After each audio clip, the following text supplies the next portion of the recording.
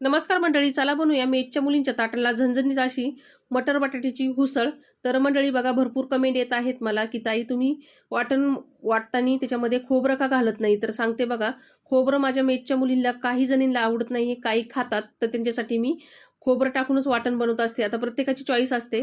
तर आज आपण बनवत आहे मटर बटाट्याची हुसळ. तर इथे बघा, मी मटर 4 तास भिजवून घेतला होता. नंतर स्वच्छ धुवून कुकरला टाकून त्याच्यामध्ये बटाटा कट करून टाकला, मीठ टाकलं, पाणी टाकून 4 शिट्ट्या काढून घेतल्या. कढईमध्ये एक पळी तेल गरम करून घेतलं, त्याच्यामध्ये जिरा, मोहरी, कढीपत्ता चांगला तडतडून दिला. वाटलेलं वाटण टाकून तेल सेपरेट होईपर्यंत परतून घेतलं. नंतर त्याच्यामध्ये घरगुती मसाला, लाल काश्मीरी मिरची पावडर, धना पावडर, गरम मसाला, हळद टाकून मस्त तेल सेपरेट होईपर्यंत परतून घेतलं.